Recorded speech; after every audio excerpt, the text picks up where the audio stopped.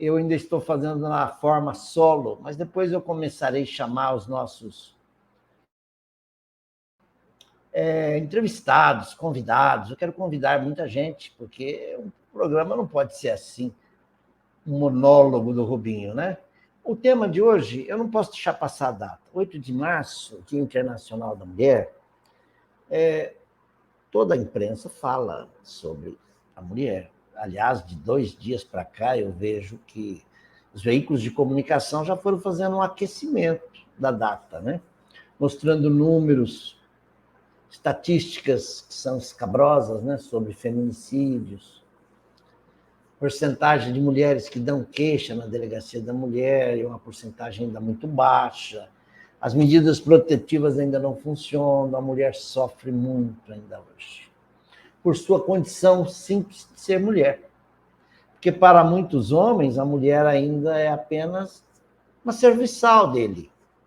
Alguém que ele usa e depois se descarta. Eu vi isso na minha família. Eu tive que enfrentar aí alguns machões aí para que eles respeitassem minha irmã, minhas irmãs, né? Não foi fácil. Hoje os tempos são melhores, mas é sempre bom, nessa data, fazer uma reflexão à luz do pensamento espírita, né? Porque senão nós ficamos apenas no que os veículos de comunicação dizem. Nos veículos de comunicação está aí a luta da mulher para se emancipar, direito a salários iguais, para funções iguais, muito justo. Melhores condições de trabalho, abaixo o preconceito, a discriminação. É bom lembrar também que o movimento em defesa da mulher é coisa do século XIX, uma época em que a igreja ainda nem considerava a mulher como um ser dotado de alma. As mulheres não tinham alma para a igreja. Não pode, não. Ainda hoje, as mulheres não ocupam certos cargos dentro da hierarquia do clero. Eu não vejo mulher bispo, nem mulher papa até hoje, não. É um negócio que está começando a mudar agora. Mas as mulheres já estão aí ocupando postos relevantes na nossa sociedade. Isso não é de agora, e nós sabemos que algumas mulheres ocuparam até papéis de general na história. Eu vejo a Margaret Thatcher, primeira-ministra da Inglaterra, né, do Reino Unido, conduziu o seu mandato com um pulso muito firme. Era chamada a Dama de Ferro. Na história mais recuada, nós tivemos Catarina de Médici na França, também promovendo guerras, promovendo a Noite de São Bartolomeu, por exemplo, que não foi uma noite só, mas foi um massacre de vários meses contra os protestantes. Mas vamos começar a lembrar também que as mulheres trabalhavam como operárias, e isso começou lá nos Estados Unidos, e as mulheres resolveram fazer um motim. O ano era de 1857, é um ano muito caro para nós espíritas, ano de lançamento do Livro dos Espíritos. As mulheres fizeram um motim, aquilo ganhou as páginas dos jornais, aquilo ganhou repercussão no mundo, elas queriam direitos iguais, e naquele motim houve um incêndio, e 129 mulheres operárias pereceram no incêndio. Houve uma comoção muito grande, então aquele 8 de março foi colocado como uma data muito emblemática. Depois, no mesmo 8 de março, lá na República Soviética, que estava nascendo, né? 1917, estava começando a Revolução Russa, mulheres soviéticas também foram às ruas pedir melhores condições de trabalho, etc. E na década de 30, 40 do século passado, as mulheres disputando melhores condições de trabalho, e hoje podemos dizer que elas estão aí quase que em pé de igualdade com os homens. A gente vê campeonato de futebol feminino e as mulheres jogando futebol. Um esporte que parecia tipicamente dos homens, né? Mulheres dirigindo, pilotando aviões, mulheres dirigindo máquinas, mulheres já como astronautas, viajando à Lua. O que mais? Mas isso não deve nos surpreender. Não, não, não. O que nós precisamos ver é se a mulher está abdicando do seu papel de mulher. Porque a mulher tem um papel diferente do homem. E isso ela não pode negar. Ela não vai negar a sua natureza. A mulher, Deus fez a mulher e o homem já com uma certa visão, primeiro, manter a espécie humana, porque os dois se atraem, homem e mulher, macho e fêmea. Mas não pensem vocês que os espíritos vão ser sempre homem ou sempre mulher. Ah, agora sim. Agora nós chegamos na questão espírita. Eu quero colocar aqui um artigo da Revista Espírita, para vocês analisarem comigo. Vamos ver se fica melhor assim ou assim, no tipo 8. A Revista Espírita de 1866, né? Kardec viveu o século XIX e ele praticamente acompanhava tudo que saía nos jornais da França e do mundo. Le Siècle, Le Moniteur, Le Monde. Ele lia os jornais, as revistas da França, dos Estados Unidos, da Inglaterra, e ele via o movimento de emancipação acontecendo e ele discutiu isso lá na Sociedade Parisiense de Estudos Espíritas, ou simplesmente Sociedade Espírita de Paris, como ficou denominada a entidade por ele fundada. Eu falei que era a revista de 1866, não é, eu me enganei. É maio de 1867. Uma mensagem aí do senhor Morin, o médium, em Sonambulismo Espontâneo, ele escreveu um artigo muito bonito que Kardec achou que, entre os vários que ele recebeu, esse merecia uma consideração maior e publicou-o na revista espírita daquele mês. Que influência deve ter o espiritismo sobre a condição da mulher? Vocês podem ler aí? Dá para ler? Em todos os tempos, os homens têm sido orgulhosos. É um vício inconstitucional inerente à sua natureza.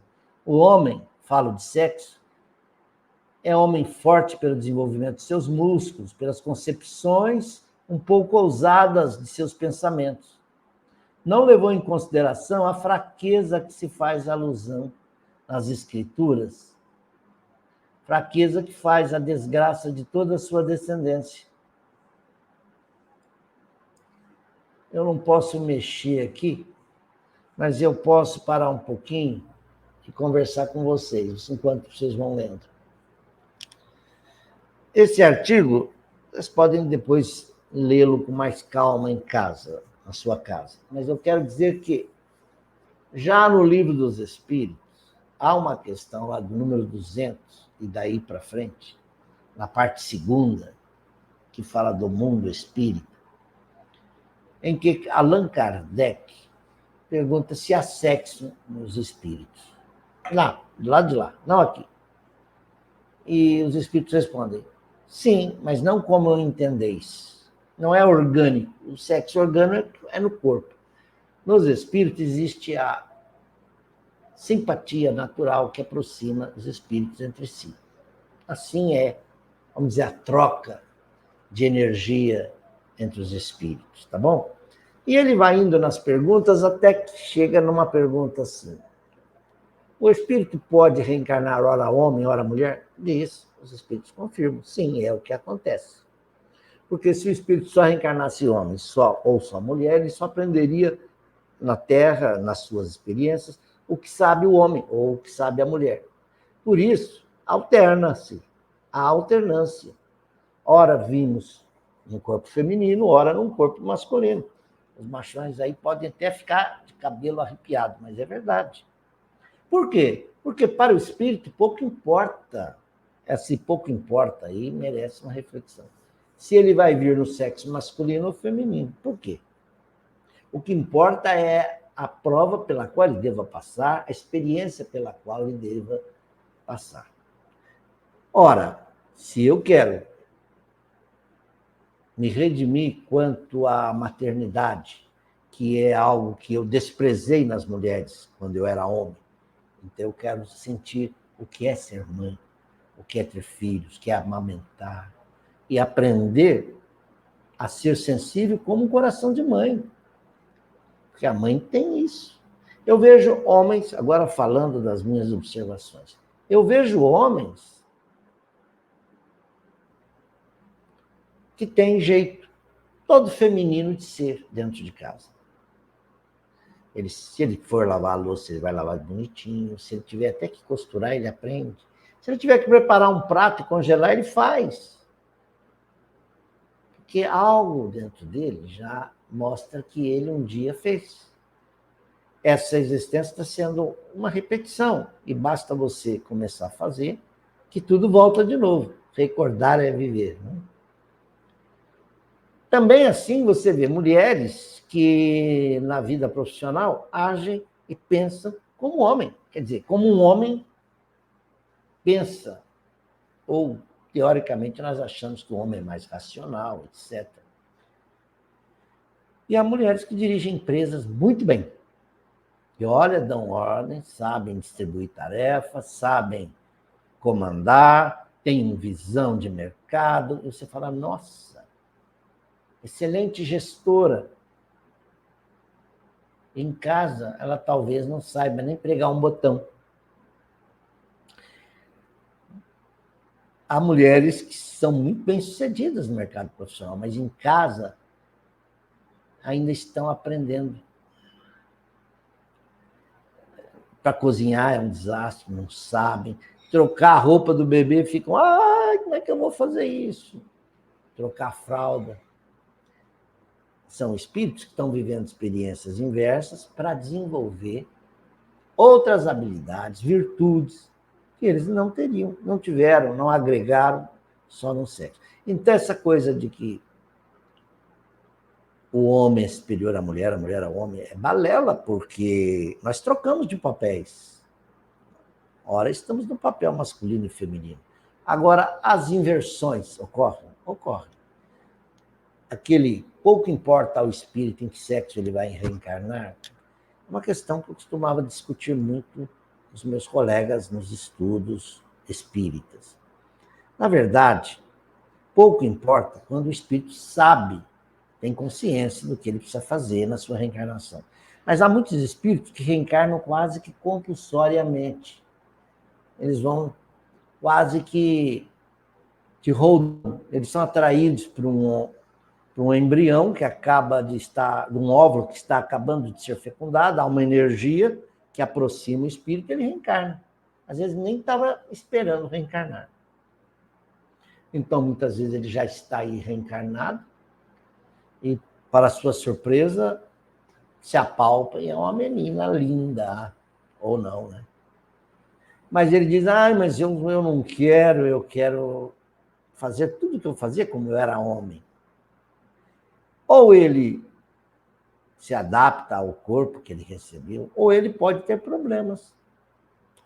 E hoje, nos tempos modernos que nós vivemos, quando vão caindo as barreiras do preconceito, ora, o espírito que não se sente bem num corpo masculino, o que ele começa? Mamãe, quero deixar o cabelo crescer.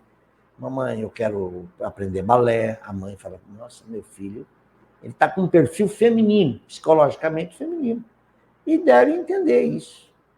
A sociedade deve entender. Da mesma forma que meninas começam a cortar o cabelo mais curto, querem fazer o que os meninos fazem, têm um jeito próprio de ser, masculinizado, mas se tiverem que casar, e se o corpo estiver produzindo os hormônios nas condições necessárias, poderá casar sim e ser mãe. Um menino poderá também, mesmo que tenha uma condição afeminada, poderá ser homem e fazer o papel do homem, se casar, ter filhos. É um assunto difícil de tratar numa live, e sozinho eu não estou à altura. Eu vou precisar trazer aí a ajuda de muita gente, psicólogos, estudiosos da doutrina, mas hoje eu vou falar um pouquinho de livro. Eu estou aqui com o livro da minha amiga Magali Oliveira Fernandes. Vai aparecer invertido aí para vocês ou não? Olha, História da Minha Vida, George Sand, ou Sand. George Sand é um autor do século XIX. Escreveu muitos livros e a própria biografia em vários volumes. A minha amiga Magali fez, a partir de uma tradução do francês para o português, ela fez uma síntese disso, uns recortes. O livro está muito lindo, Magali, se você está assistindo, mas eu te confesso que eu preciso ler. Eu preciso arranjar tempo e ler. Eu folhei e gosto do que eu vejo. Mas o meu irmão Salvador, que você conhece, o Dodô, já leu todo. Ele já me contou. Ela é nascida em 1804. Eu me entreguei agora. O George Sand, na verdade, não existiu. É um pseudônimo. Pseudônimo de Aurore Lupin. É um nome um pouco maior que isso, né? Amadine Aurore de Lupin. Amandine Aurora Lucille Dupin. Como ela não podia publicar com o seu próprio nome, porque à época mulheres não assinavam, não podiam arriscar a carreira de autora, ela usou o pseudônimo George Sand. Tá? Eu termino com essa nota aí do livro da Magali, como uma sugestão de leitura. Eu não falei editora Unesp. Nossa, teve apoio de várias instituições, até de uma Câmara francesa aqui, da Embaixada Francesa. É isso mesmo, Magali? Magali, um dia, quando eu tiver dominado aí as ferramentas da técnica aqui de fazer live, aí nós podemos dividir a tela aí e você vem falar um pouco, tá bom? A gente faz uma entrevista. Meus amigos, para terminar, o Victor Hugo, O Homem e a Mulher. Vocês devem conhecer, porque é tão comentada. Eu já vi casamento, o padre ou um convidado fazer o casamento desse jeito. Vamos ver se eu consigo interpretar essa poesia, que é muito bonita. Diz mais ou menos assim: o homem é a mais elevada das criaturas, a mulher é o mais sublime dos ideais. O homem é o cérebro, a mulher é o coração. O cérebro fabrica a luz. O coração produz o amor. A luz fecunda, o amor ressuscita. O homem é forte pela razão, a mulher é invencível pelas lágrimas. A razão convence, as lágrimas comovem. O homem é capaz de todos os heroísmos, a mulher de todos os martírios. O heroísmo enobrece, o martírio sublima. O homem é um código, a mulher é um evangelho. O código corrige, o evangelho aperfeiçoa. O homem é um templo, a mulher é o sacrário. Ante o sacrário nos ajoelhamos. O homem pensa, a mulher sonha. Pensar é ter no crânio uma larva. Sonhar é ter na fronte uma auréola. O homem um oceano, a mulher um lago. O oceano tem a pérola que adorna, o lago a poesia que deslumbra. O homem é a águia que voa, a mulher é o rouxinol que canta. Voar é dominar o espaço, Cantar é conquistar a alma. Bonito ou não? Avancei demais, desculpem. Cantar é conquistar a alma. Enfim, o homem está colocado onde termina a terra. A mulher, aonde começa o céu. Olha, que tal? Espero que com esse poema de Victor Hugo, O Homem e a Mulher, a gente possa dizer aquilo que eu não consegui transmitir aqui. É que a mulher não pode abdicar daquilo que é bonito nela. A delicadeza, a feminilidade. Porque senão ela já não é mais mulher. Ela quer deixar de ser mulher? Então tudo bem. Mas enquanto ela quiser ser mulher, preserve sua natureza feminina. Eu hoje mesmo vi uma moça dizer assim: terminou o expediente, parabéns, sexta-feira, sextou, vou tomar minha cerveja. Ora, soou tão mal. Quer dizer, tá bom, ela não precisava nem falar, né? Uma coisa feia. Porque a cerveja, o homem bebendo cerveja de dia, de manhã, à tarde, à noite, se embebeda nas festas, faz cada papelão por causa da cerveja. Se a mulher for por esse caminho, tá mal. Agora, a mulher, enquanto essa coisa delicada, os homens só vão cuidar bem. Claro, porque elas merecem.